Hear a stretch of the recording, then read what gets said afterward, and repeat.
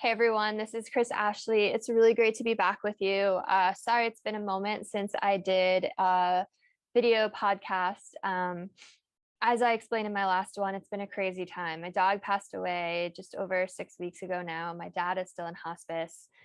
Make sure my mic's working. I've been flying back and forth from Chicago to California, from my parents' house to my house, and it's just been a crazy time. I also have a couple businesses that I'm running. So, I've missed all of you and I love doing these videos. I'm glad to be doing one again. And honestly, like I just wasn't really feeling that inspired. Like when you have so much going on, sometimes it's hard to even gather your thoughts enough to know what to say, right? Um you don't want to like force any of this, right? You want it to be really natural. So so yeah, I'm back and I have things to say. So, I've been thinking about this theme of trying to control everything all day. And so many of us go through life just trying to control everything, right? Like we have this like ice grip on things. And like even just doing that motion, that like clenching, it just like all of your muscles tighten. There's all of this tension in your body. And that's how a lot of people go through life. And it's just because of fear, right? They think that the world is a scary place out there. And if they could just control every single thing, at least everything that they possibly can, then it would be a little less scary. But here's the thing, you can't really control anything. You can control your thoughts, you can control emotions to some extent. You can control the way you respond or react to things, but that's really it. And we we come up with these big life circumstances that we're going to go through before we incarnate into this lifetime, and those are simply so that we can learn the lessons that we're meant to learn. And then we go through the things and we hit those big milestones, and besides that there's free will, but you can't really control a lot. A lot of it's predestined, and a lot of it, you can to some extent control your reality with your thoughts, what you manifest, what you bring in, but like you can't control if you're going to get hit by a car tomorrow. And I've been watching this happen with my mom.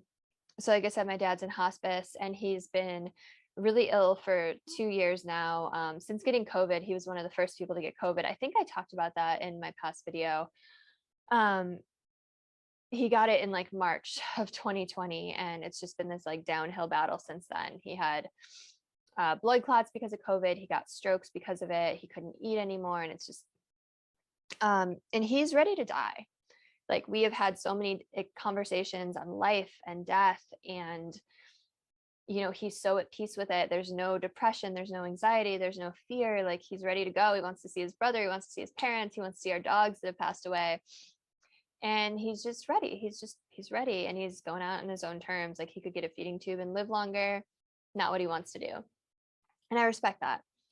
But my mom's having a really hard time with it, and I'm sure tons of people listening to this can understand where she's coming from. Like I get it, I really do. And she has spent 2 years just fighting for him to stay alive, fighting for his life, doing everything she possibly could to keep him alive, and she has all this tension built up. And I was talking to her about this today, and I was like, he's ready to go. And she's like, I've been fighting for him for 2 years. And I said, yeah, and it's time to stop fighting. It's time to let it go. And here's the thing, the two of them have just been butting heads, right? There's so much tension between them because she is constantly nagging him to eat, to drink more, to do this, to do that. And he just wants to be left the hell alone. Like when I'm with him, we just watch movies, we talk about, his childhood, his teen years, his time in the army, his buddies that have passed that I knew. And he has such a good time talking about all of that. And we watch our favorite movies and we laugh and we enjoy each other's company. And my mom is missing out on doing that. And she is so focused on trying to keep him alive that she's nagging him, and it's creating stress for her, and that's creating stress for him, and they're not enjoying each other's time and they're fighting. And he actually was thinking about checking himself into a hospital hospice. He's at home now in hospice, but into a hospital because and he said to me, I don't want to spend the last few days of my life fighting with my wife. And that just broke my heart. I'm like, you don't want to go die in a hospital alone. Like, you want to be here in bed with the dog next to you, with me here. And he said, I just want to die. Like, it doesn't matter where I am or how I go or anything. He's like, I'm just ready. So, I'm like watching that situation, and it's such a great metaphor for life, right? We miss out on all of these special moments that we could have because we are fighting so hard to control something that we were never even meant to control in the first place. So yeah, it's interesting. And like watching this whole hospice journey with my dad is really interesting. And he's been doing really well. Um, I've been having like a lot of crazy experiences, and he's starting to as well. So I've been having all of these deceased relatives come and visit me in my dreams. And the last episode I posted was about shared death experiences, and I talked about how I had a shared death experience with my dog that was really profound and left a really big impact on me. And I've always been really intuitive in my dreams. Like anytime I dream about someone, they either like call me the next day, or there's like some big piece of news that they post online or something, like they got married or had a baby or like something big happened. And sometimes like people I haven't spoken to for years, I'll dream about them and then I'll like run into them the next day. So dreams have kind of been a way for me to tap in, which is interesting. I like it. I like it a lot. And like Soda Pop, my dog who just passed away, has been visiting me in my dreams, and that's really special. Turn my phone off. Oops. But yeah, so my grandma, my grandma visited me in my dreams the other day, and she was much younger than I've ever seen her looking. She was the age that like she probably was when my dad was growing up, and she looked great. She was beaming. She was so happy. She was smiling. She was dressed up. She had a necklace on her. She had lipstick on. Her hair was all done. And she was so happy. And I gave her a big hug. And I just knew in the dream that she had come to take my dad. And then last night I dreamt about my dad's dad, who I've never met. And it was really cool. There was this moment in the dream where we were standing looking at each other, and he had this big smile on his face. And he was looking at me, his granddaughter, who he's never met, right? And he said, "You're so beautiful." Like, think about it. Like if you met a relative that you haven't ever met before, and it's like, "Oh my God, look at you. It's you. Like you're so beautiful in person," whatever. And it was that kind of feeling. And he gave me this big hug, and I said, "And you're so handsome." And it was this really sweet moment. Um,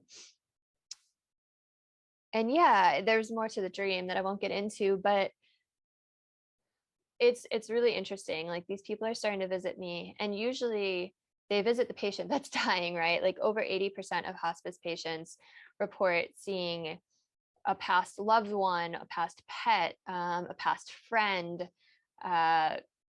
Sometimes they'll see angels or spirit guides or some type of being that they're like, I know them, but like I don't know them from this life, but they're very familiar.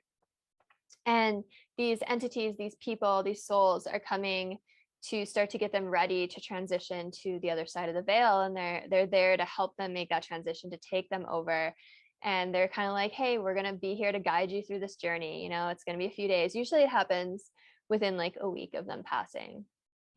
And there's some incredible accounts on, so many books written about it all over online. Like you should go check them out if you're interested.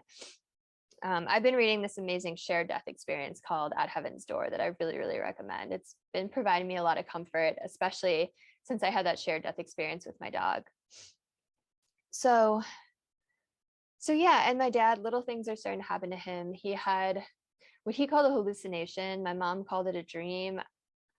I think it might have been a vision, but he saw two people, and then he said they were bright yellow and they were standing next to each other across his room, and they were getting ready to race. And when I asked him what the people looked like, he was like, they were just lions. They were just lions that were bright yellow. And in my mind, I'm thinking like, oh, they're like light beings or something. And he actually climbed out of bed. This was 2 nights ago. and he's like bedridden, and somehow he climbed out of bed and made it, like crawled somehow to the other side of the room. And my mom woke me up at like 2 a.m. She was like, get up, help me get dad back into bed. And he was like dead weight. It was really hard to get him back into bed.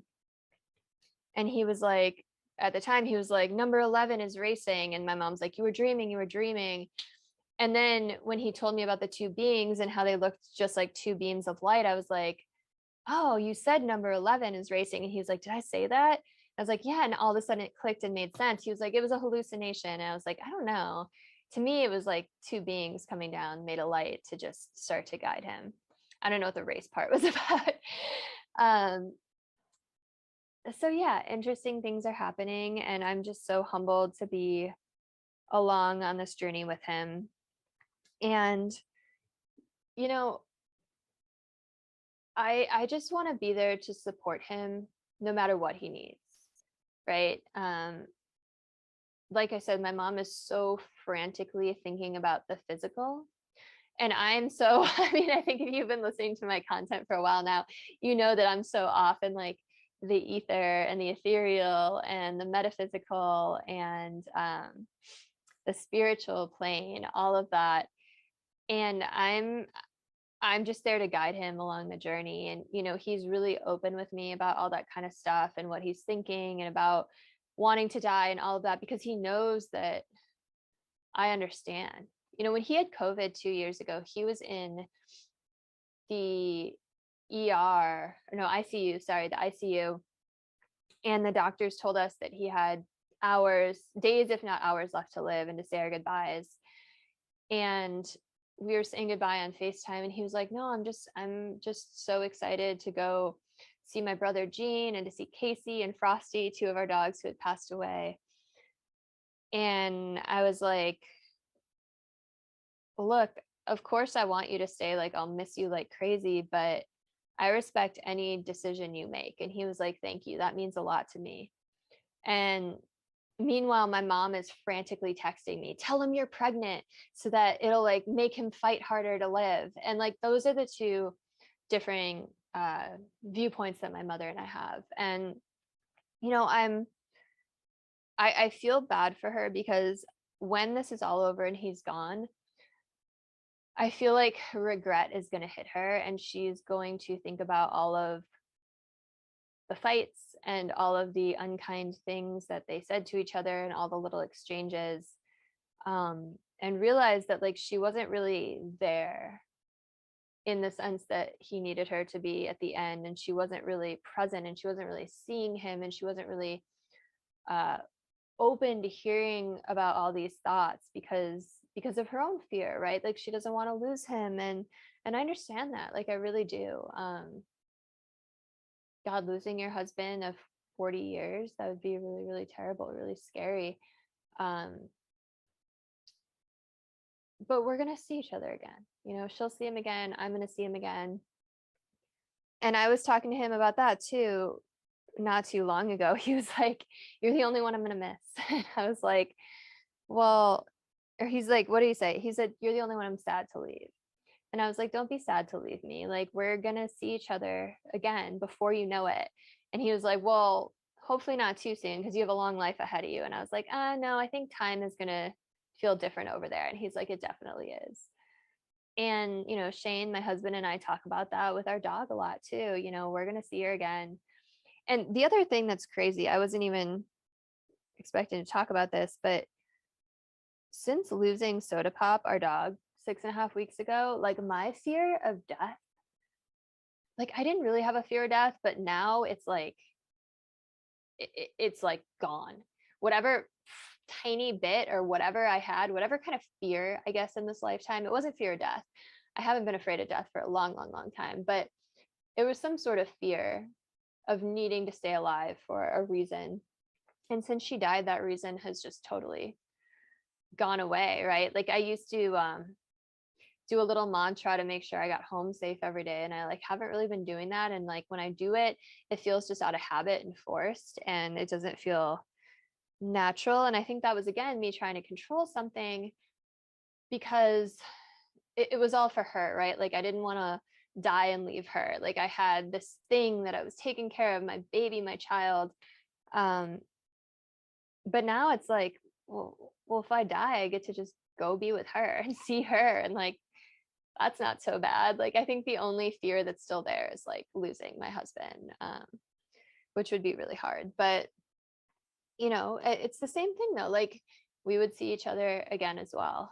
But it's interesting. I almost feel like invincible now. Like it doesn't really matter. And I'm so hyper aware that we are just in this illusion, right? We're in this matrix, we're in this simulation, we're in this school, like whatever, however you want to like wrap your head around it. This isn't real life. Right now, we are not in real life. On the other side of the veil, that is real life. That is your true form. That's the awake state, right? Right now we are in the dream state. There's this amazing Rumi quote that I love. He says, death comes like dawn and you wake up laughing at what you thought was your grief. And that's kind of it. Like death is like waking up, right? It's waking up from this illusion. And it's weird being so hyper aware that you're living in an illusion and like none of it fucking matters, but also like, loving people and enjoying your time here. And it's these like two opposing forces where it's like none of this matters, this isn't real, true life is on the other side of this. And then on the other hand, it's like, okay, but like there's also a lot of beauty here and I want to have fun and I have my friends and my family and my husband and I want to like go explore and do things and also like trying to make a living and all of these things. And I kind of sometimes go back and or just struggle a little bit with those two opposing views really. So I'm like, oh, I want to make a lot of money to, be able to pay my bills or, not make a lot of money, but make money to pay my bills and, to live a comfortable life so that like my future children can live a comfortable life. And on the other hand, it's like, yeah, but like none of this matters. And I just want to help people. And even if I don't get paid for that, I just want to help people. And so, I think putting out these videos really and writing my book that's coming out. I have a book coming out called Change Your Mind to Change Your Reality. And doing the life coach thing and owning the yoga business that I own. The yoga business is sliding scale. So the most people possible get access to yoga. It's called Unite by Yoga if you want to check it out. We have classes online and outside, just a little plug. But yeah, there's this like need to just like help humanity awaken, help people rise in consciousness, help our planet, but also just knowing that everyone's on their own path.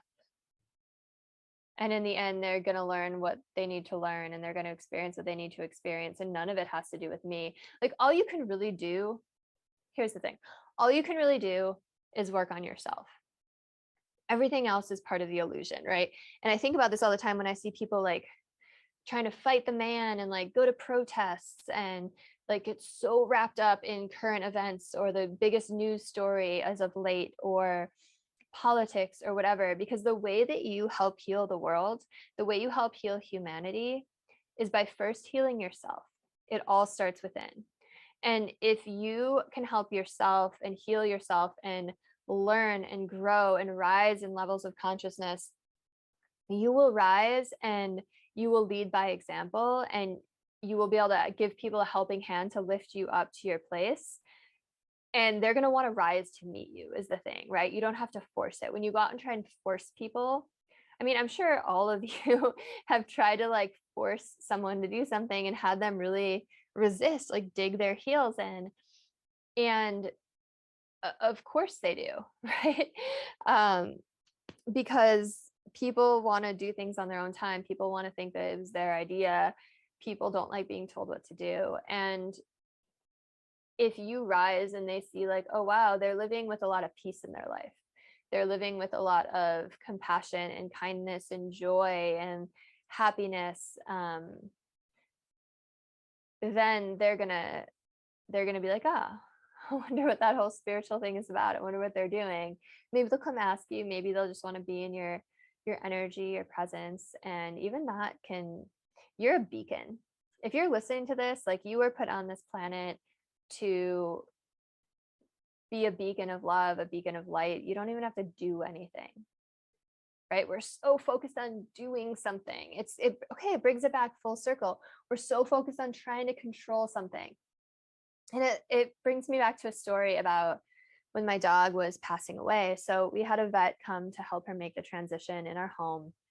And the way they do it is they give them a shot first that's like part pain medicine, part I don't know, like anti-anxiety pill. Like, it just calms them. And then when they let you say goodbye, they let you like love on them. And then when you're ready, they'll give the final lethal injection. And the vet warned us, like, when I give this first shot, the pain meds hit first, and sometimes the dogs get anxious, and then the calming kicks in, and then they relax. And Soda had been laying down, and sure enough, the vet gave her the shot, and Soda kind of like jumped up a second later and sat up and started panting and looking around and like acting anxious. And like my heart started pounding, and like I have this motherly instinct to protect her, and I was like getting all worried and panicky, and I was like, oh my God, is she okay? And like my husband just like looked at me and maybe like put his hand on me and was like, you don't have to protect her anymore. And that was the most profound moment, because it was like, yeah, I've been doing everything in my power to protect this sweet little being and keep her alive and love her and protect her. Now I'm getting all like teary-eyed. And I don't have to do that anymore. That's not my job anymore. My job in that moment was to make her feel loved and safe and peaceful, and to let her know that it was okay to go, and to let go myself. And that was such a powerful moment of realization, where it was like, you don't have to protect her anymore. That's not your job anymore. As her mother, your job is to let her go. I didn't expect to cry.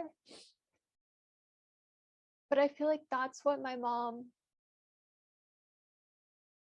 needs. My mom needs to come to that realization right now with my dad. That it's not her job anymore to protect him or to keep him alive or to fight for him. It's her job to be there for him. All right, I'm going to end this now. I love you all. My name is Chris Ashley. I'm a life coach. I'm a yoga teacher. I'm an author. My book called Change Your Mind to Change Your Reality is coming out soon. My website is changeyourmindtoChangeYourReality.com. If you head over there and sign up for my newsletter, you will get a free PDF guide sent to you to help you manifest your dream life. And have a beautiful rest of your day.